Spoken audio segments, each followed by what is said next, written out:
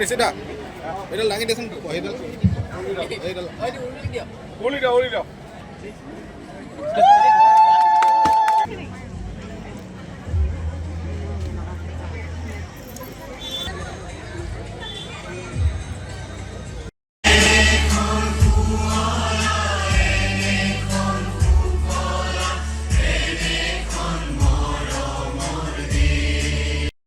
এতিয়াও আমাৰ 18 বছৰ তলৰ যিসকল শিশু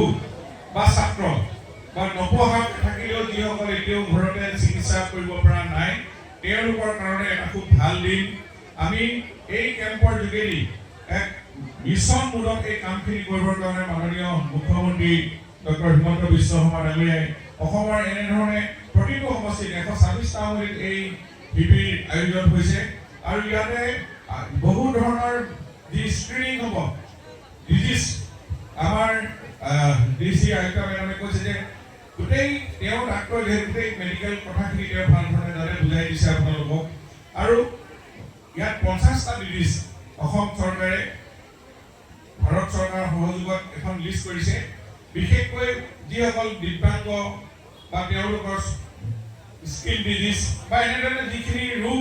আমি ভাল ধৰণে কিয় চিনাক্ত কৰিব পৰা নাই বা চিকিৎসা কৰিব পৰা নাই এই গোটেই চিকিৎসা কৰি একবাৰ কোনে লৈছে অসম চৰকাৰৰ স্বাস্থ্য বিভাগে দায়িত্ব লৈছে আৰু মাননীয় মুখ্যমন্ত্ৰী মহোদয়ে এইটো কথা কৈছে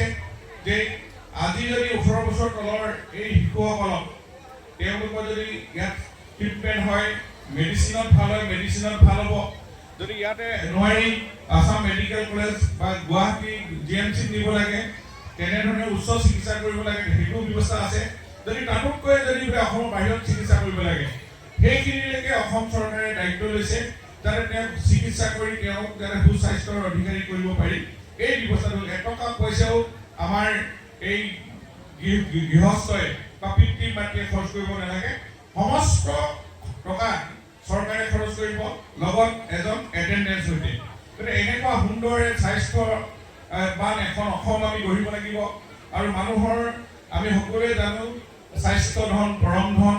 আমি যদি সুস্বাস্থ্যৰ অধিকাৰী হ'ব নোৱাৰোঁ প্ৰত্যেকেই মানুহ ৰোগীয়া মানুহে কেতিয়াও সমাজৰ কাৰণে চিন্তা কৰিব নোৱাৰে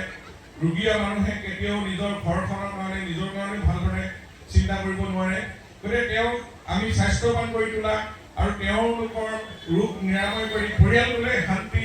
আৰু তেওঁলোকৰ ঘৰখন যাতে সুস্থিৰে চলা এই ব্যৱস্থাটো অসম চৰকাৰৰ এটা উল্লেখযোগ্য এইটো পদক্ষেপ যিকোনো খবৰৰ বাবে যোগাযোগ কৰক 7099017330 লগতে 7099017110 নম্বৰত